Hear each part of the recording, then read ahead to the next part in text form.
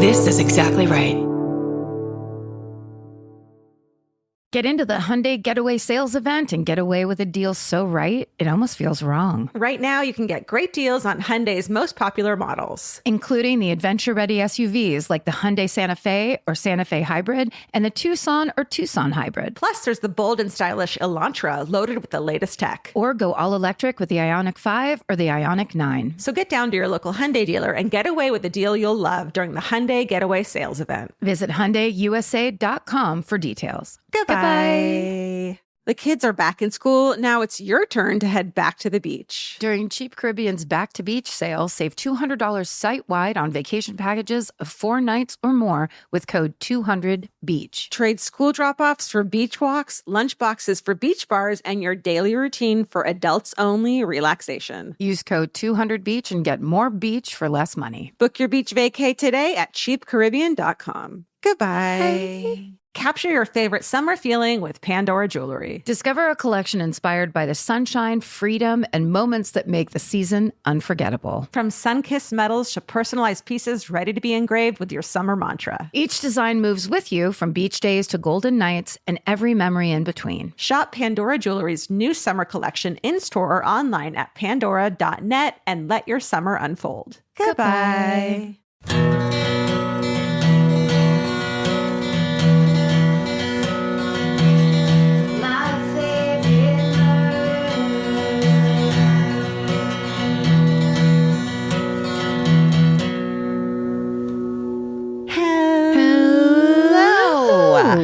And welcome to my favorite murder, the Minisode. It's so cute and mini. And it's filled with your emails, which you love. Your stories, straight to your face. Do you want to go first? Sure. This one is called Deathbed Confession, Treasure, and Grandparents with Their Names. Yes. This is a solid one.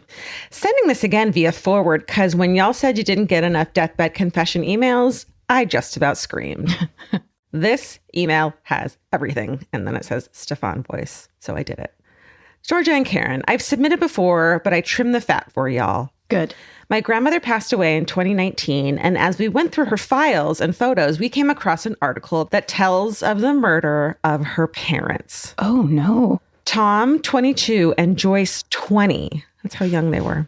Of Greer, South Carolina, surprised a robber in their home. Tom was known to have a collection of silver coins that he kept in the house. My grandfather says they also kept stacks of money, but not sure if that's true. They died in a fire set by the robber, possibly after he shot them, but it's unclear exactly how they died.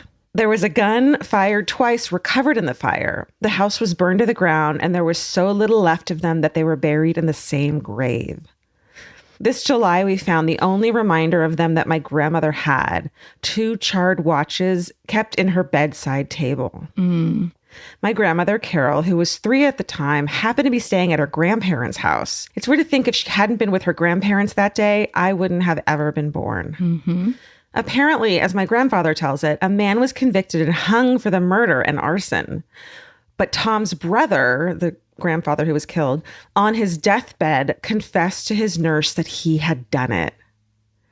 Not actually committed the crime, but had tipped off someone that there was money and was in on the robbery, not knowing how badly it would end. Oh, that's horrible. Imagine carrying that for your entire life. Also, it's like you just thought you could make a decision like that and then remain in control of the actual outcome of it. I mean, it's just so naive. I wonder if there's a part of him that didn't want to get away with it. Like when the guy was hung and he realized it would never come out, just kind of have this guilt too, that you're never going to be punished for this awful thing you did, you know? Yeah, but then he waited till his deathbed to confess. Right. I mean, he just chose to live with it. Totally. Ugh. It's kind of freaky how much they're able to say in the article. This is all in the article that she found. Oh, wow. Details that you wouldn't ever read in that kind of article today. My grandmother was the most loving and selfless woman and my pen pal. She worked at a home for the elderly most of her life, always giving of her time and love. I think she's a beautiful testament to the fact that people with tragedy in their lives don't have to go on to have hateful, twisted futures. Stay sexy and maybe use a bank? ? Allison. Wow. Just kicking it off with a bang. Here we go. That's just so heavy to have a family history like that, but then your connection to it is of this kind of miracle child survivor. Totally. It's just such a... And sorry, did you say at the beginning that Allison and her family didn't know until they found that article? Yeah. Yeah. Oh, that's so very, very old school of, we'll take this burden ourselves and just never speak of it. Right. Keep it to ourselves. Oh, that's just, so sad. All right. The subject line of this email is my mafia princess grandma and her serial killer dad. Okay, this is a heavy hitter. Boom. Hi, friends. Longtime listener, first-time writer. You all asked for mafia stories, and I'm sure I have the best one. So here's the story of my mafia princess grandma and her escape from the mafia/feds. Wow. For the safety of my family, I'm going to change the names, very smart, of the people and leave out the cities, just in case the mob or the feds listen to your podcast. What if we have one of each? The feds do listen to our podcast. Remember those FBI agents that came to our show in Maryland? Thrilling. Did you also know that Vince's niece is in the FBI? Whoa. Yeah. That's very cool. It's very cool. Oh, the feds. Okay. My grandmother, we'll call her Marie, grew up in a big city up north. Her parents had come straight from Italy to America in the 1920s. Marie's dad, we'll call him Sal, worked on the docks, that's in quotes, but we would later find out that that meant he was taking people on long walks down short piers and giving them cement shoes. Oof. That's right. My great-grandpa was a highly ranked hitman for the mob. My grandma tells stories of being showered in gifts and jewelry every birthday as a little girl. Jewelry for a little girl. Yeah, right. Riding in the fanciest cars and going to big parties with the same group of Italian families and having a big group of uncles. She said certain uncles and their families would suddenly stop showing up to events. She wasn't allowed to question it or she would get in trouble. When Marie was in her late teens, she met my grandpa, Vinny. Fast forward to the 70s, they fell in love, had 4 kids, and a house of their own. Vinny didn't get involved with the Maid Men, mainly because he was half Irish. This is, if she's retelling us Goodfellas in a kind of a broken up way, it's like, God damn it. We have to remind the listener, please don't retell us famous Scorsese movies. Okay. But he was still engulfed in the lifestyle because they all lived in the same neighborhood. Grandpa tells us stories of the mafia Don during his time and how he was one of the nicest guys. The Don would always keep a pocket full of candy so he could give a piece to the children when he saw them. He was not to be fucked with, but reigned peacefully for over 2 decades. Oh, that's, I guess, good. You're allowed to do that when you're like the boss, right? You don't have to be the mean guy. You got a bunch of people to do that for you. You can trick people into thinking you're reigning peacefully while people are down on the pier. Exactly. Well, why are we talking shit about the mafia? I don't know. What are we doing? I didn't mean that in a negative way. We don't have anything to say about the work or the jobs that you fellas do. You're good fellas. In the early 80s, the new generation of made men decided he was too nice and the Don was murdered during an uprising. That's how they always get them. There you go. It's like being a grammar school teacher. You can't start nice and get mean, as my sister says. This is where it all goes downhill for us. A new Don took over. We'll call him Paulie. Let's call him Paulie. Just blending between The Godfather, Goodfellas, and The Sopranos. A new Don took over, and believe it or not, he lived right across the street from my grandparents. My mom doesn't remember much because she was only 9 years old, but she did confirm this story. Paulie had a short-lived reign because he was blown up by a bomb in his home. Holy shit. Now we're getting some Miller's Crossing in here a little bit. Yes, the home across the street from my family. My grandpa's old and usually drunk every time I see him. Well, oh my God. Let's not judge.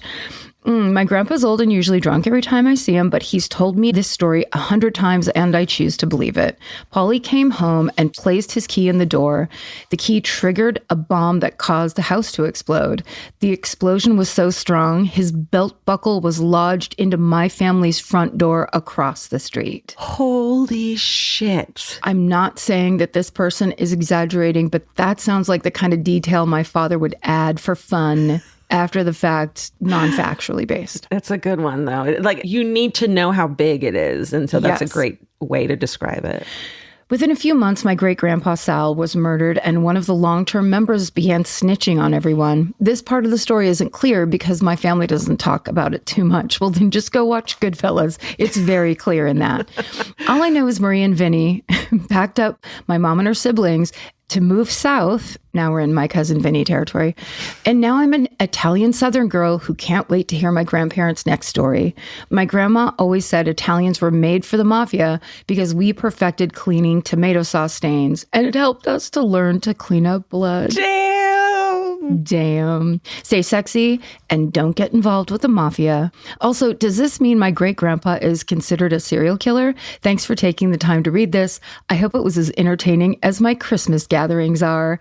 J, she, her. Okay, can I please come to your next family gathering? Could you please imagine? Can you imagine? Bada bing, bada boom. Wish I was just a little Italian, you know? Just for those weddings. And also just for like gesture, the amount of hand gestures and passion in like talking about a parking spot. Like I love, it's high level living, the best food, the loudest screaming, the best looking men. It's my cousin Vinny. Hey. It's my cousin Vinny. Oh. Hey-o. The Hulu original series Furious is now streaming on Hulu and Hulu on Disney+. From Liz Merriweather, the Emmy-nominated executive producer of Dying for Sex and The Dropout, comes a gripping psychological thriller. Starring Emmy Rossum, Furious follows Alice Black, a rookie FBI agent on the hunt for Catherine, a mysterious and calculating female serial killer. It's Alice's first case on the job, and she's already bitten off more than she can chew. While Alice believes justice is achieved through law enforcement, Catherine has lost all faith in the legal system. She's taken it upon herself to terrorize the rich and powerful men of New York in her pursuit of vengeance. As Alice and Catherine's twisted game of cat and mouse unfolds, the lines between good and evil and right and wrong begin to blur. With shocking crimes, tangled relationships, and secrets that change everything, Alice discovers there's a thin line between hunter and prey. Watch the Hulu original series, Furious. Now streaming on Hulu and Hulu on Disney Plus for bundle subscribers. Terms apply. Goodbye. In the summer, healthy habits are easy to keep. Until you leave the house. You walk out the door, and the next thing you know, you're barefoot and feral in a gas station candy aisle. That's why Kachava makes it easy to maintain your routines. Kachava is an all-in-one nutrition shake, and now it comes in new travel packs. Every packet gives you a simple shake with protein, fiber, vitamins and minerals, greens, probiotics, omegas, electrolytes, and more. They're easy to toss into a bag, easy to take on the road, and a simple way to stick with your normal wellness habits, even when your schedule changes. Man, that Kachava matcha in the individual packs is like my dream snack. It's exactly what I need and want in between the like not great meals I'm eating for lunch and the snacks I would have had anyways that are terrible for me. Like this is something I feel like I'm treating myself when I take. You're treating yourself to vitamins, fiber, all these things that your body really wants and needs and kind of craves that it does seem like it takes a big effort to get. So now you're getting it all in one packet and in a little drink you like. Take your daily ritual with you. Go to Kachava.com and use code MFM for 15% off your first order. That's Kachava, KACHAVA.com, code MFM. Goodbye. If you're always on the lookout for a great audiobook or just want help figuring out what to listen to next, there's a podcast you should know about. It's called Earsay, the Audible and iHeart Audio Book Club, hosted by Cal Penn. Each episode takes a closer look at some of the most talked about new audiobooks on Audible, spanning a wide range of genres from sci-fi and literary fiction to rom-coms, thrillers, and comedy. Cal is joined by guests who dig into what these stories are about, what makes them stand out as audiobooks, and why they're connecting with listeners right now. If you're looking for your next listen, this is a great place to start. Listen to Earsay, the Audible and iHeart Audiobook Club on the iHeartRadio app, Apple Podcasts, or wherever you get your podcasts. Goodbye. Here's a night out. Speaking, you know what? I'm not going to tell you. This is a night out. Okay. Hey, lovely ladies and the MFM team and four-legged friends. My name is Russell, he, him, and I'm a first-time submitter and about a year in listener. I've been following the podcast since my partner April got me into it when we first started dating, so shout out to her. She's a long-time listener compared to me. I just wanted to share a quick story about a night out I had whilst I was in Tokyo, Japan, about a decade ago. It was mentioned a few times on MFM Minisode for mob stories, so I guess this technically counts. Ooh, psychic theme. This took place around 2014 when I was in Japan. I was out in the evening exploring the nightlife in Ginza, Tokyo, when I stumbled down an alleyway with some great izakaya restaurants. I started from one place and ended up at another, and so forth. When I got to the third izakaya restaurant, I was seated next to a few businessmen in suits that were drinking and having a great time together. They noticed that I was a foreigner and started to engage with me. My Japanese isn't the best, but it's enough to hold a conversation, but their English was 100% on point, so we continued the conversation in that language. We had a conversation about travel, Japan, food, and drinking, which made the night so much more interesting.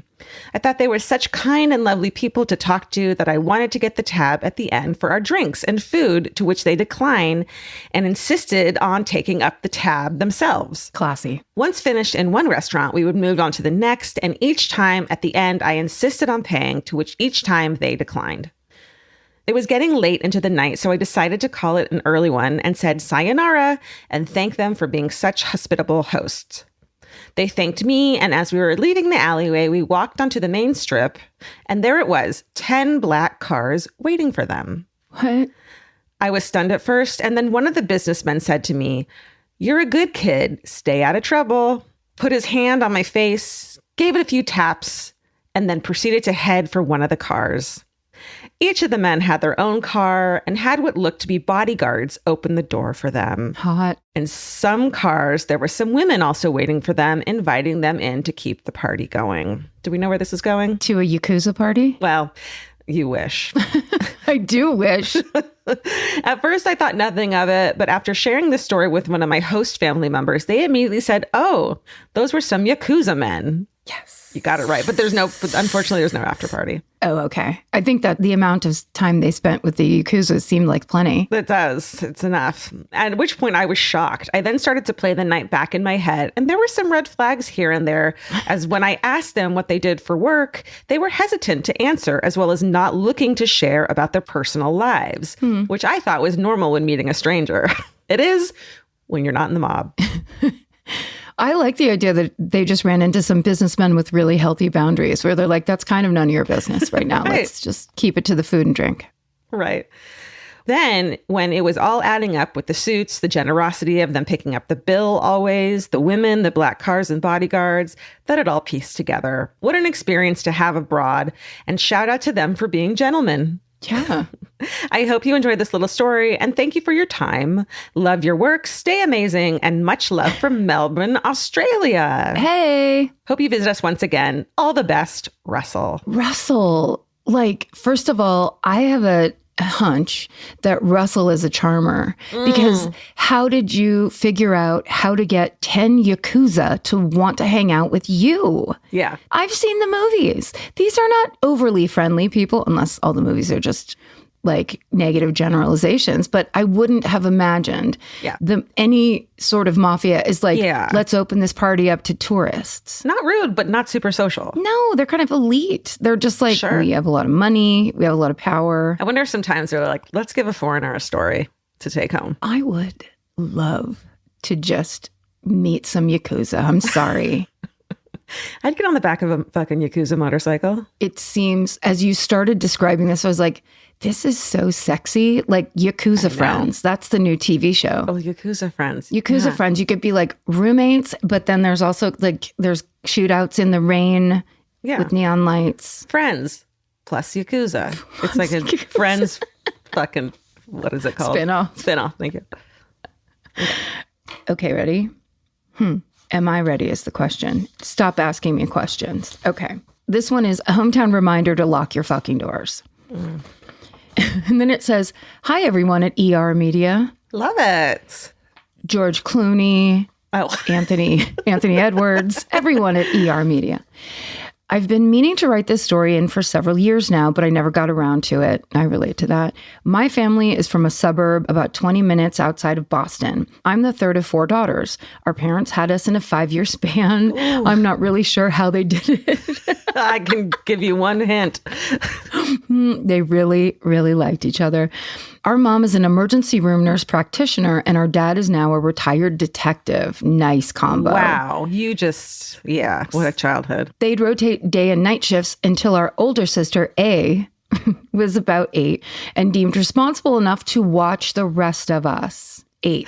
Have you been seeing these memes lately that are like if you're the oldest sister, like congratulations on your first children, your siblings. It's like, Yes. Yeah. All the different ways the oldest sister is fully traumatized and damaged and used it as coping skills and is now like getting her life. Yeah.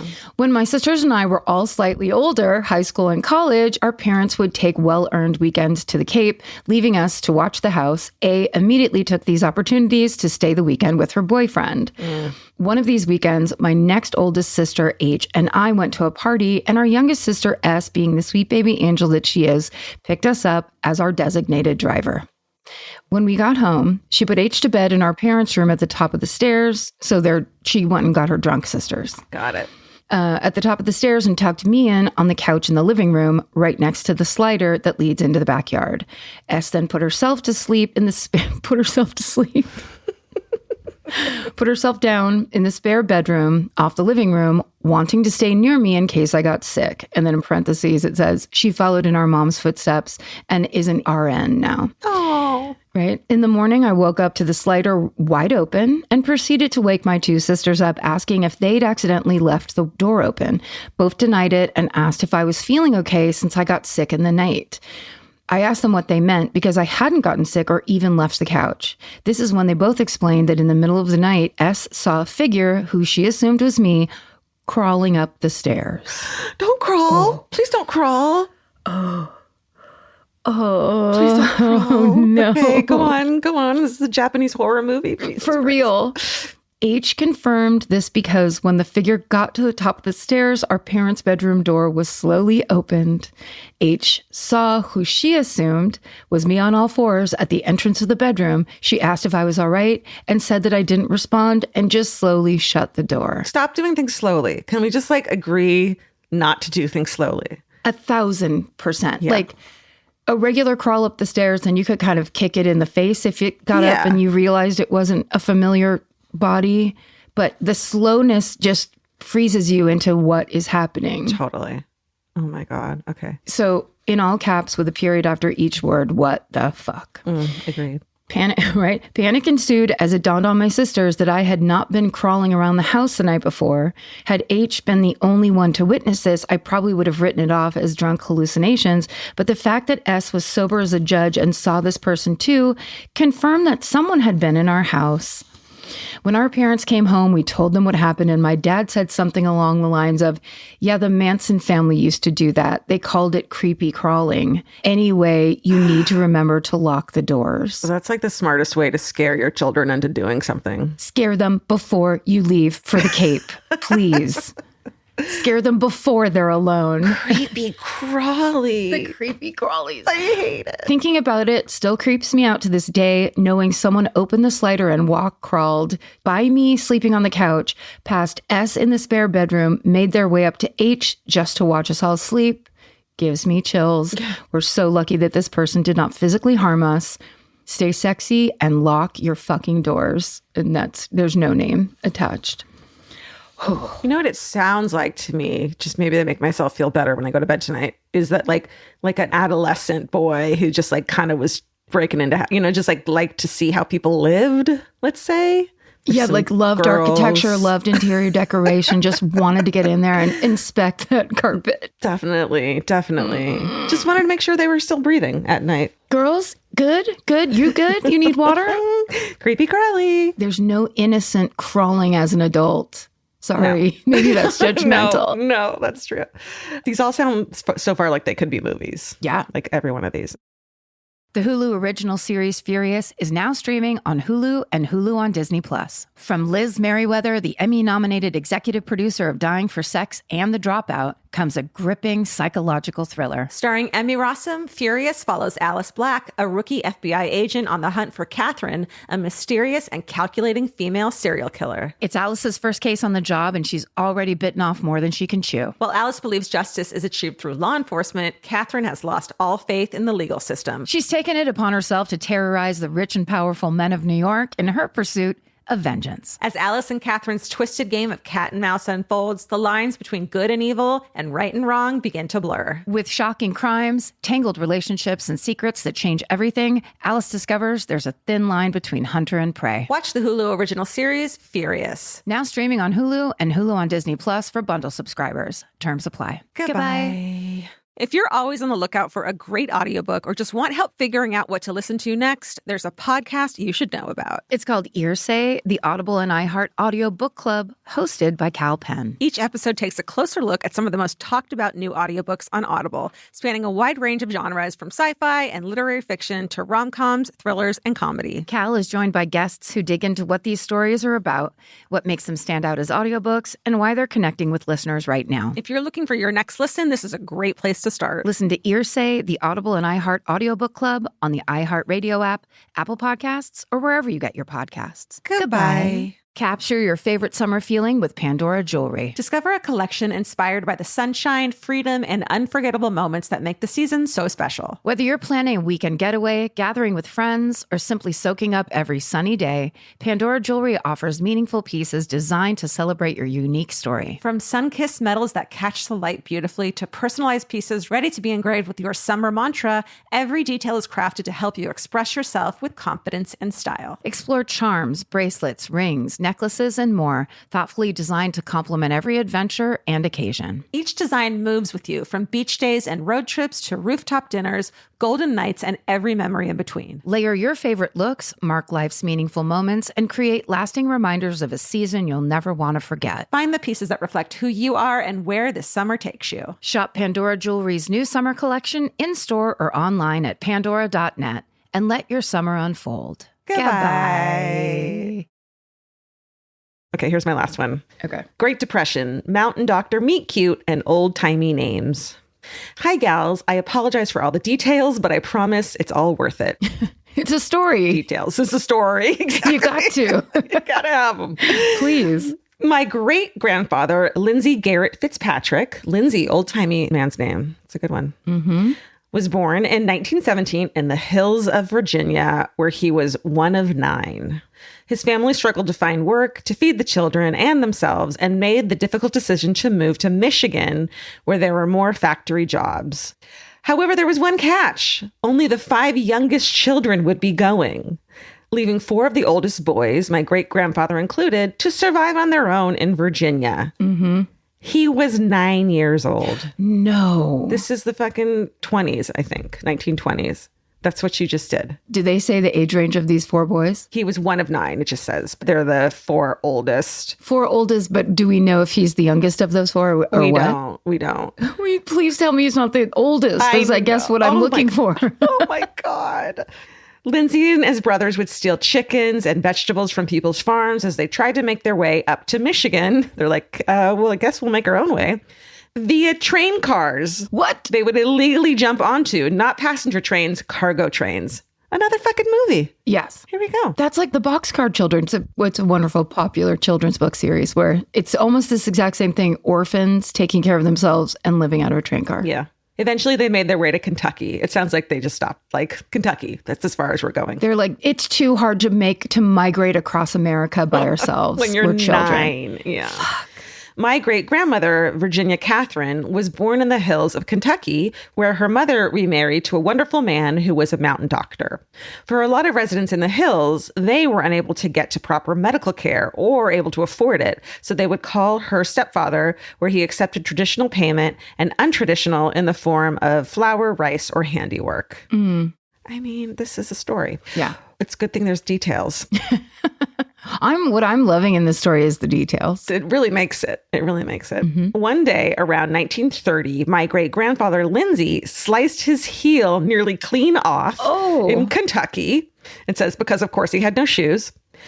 And where did his brothers carry him to? Across the river to my great-grandmother's home. Cue the meet cute. Oh.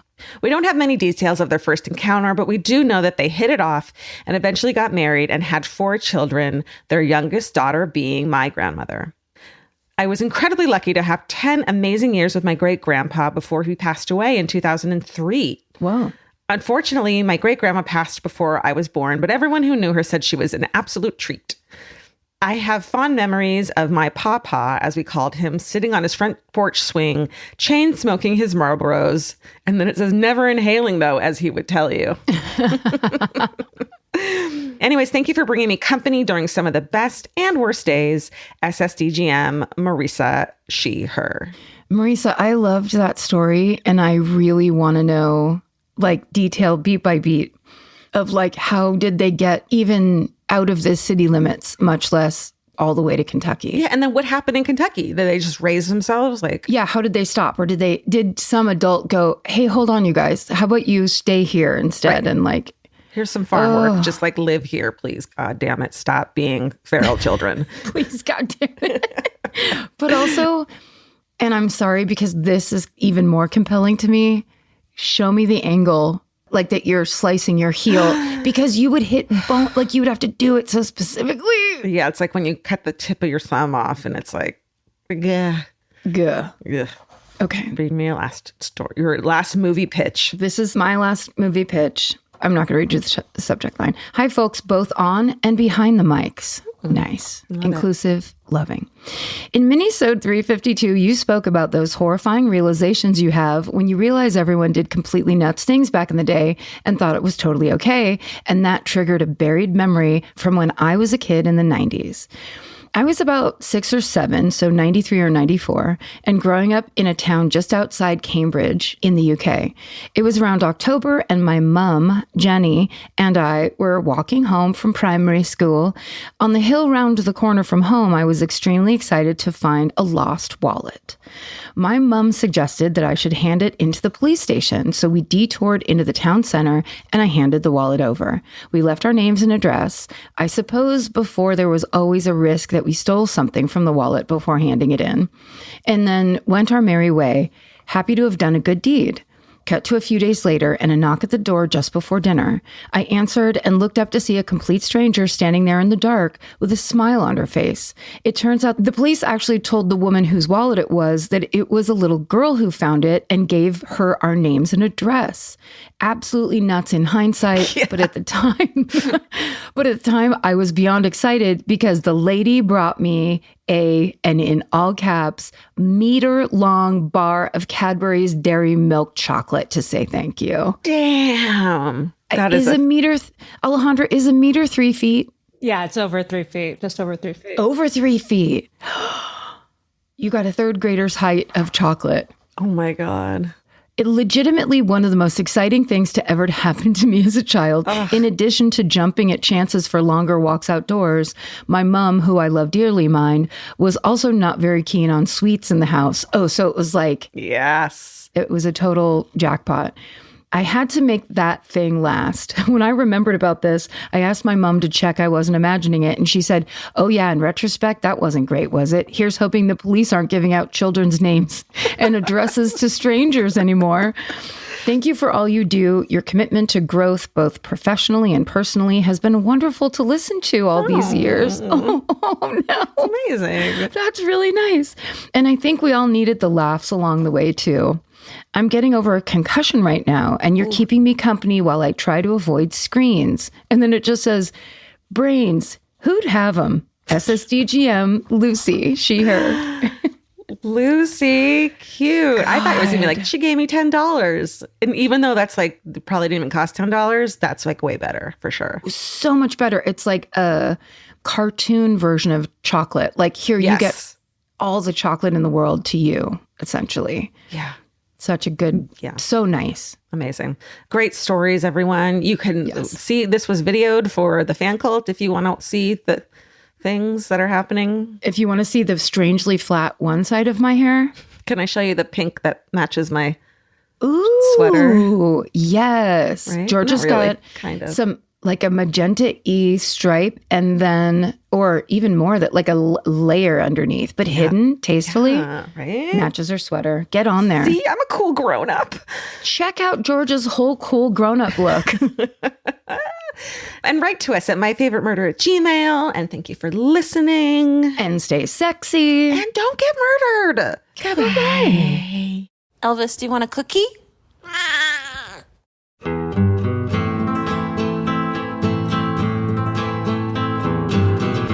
This has been an Exactly Right production.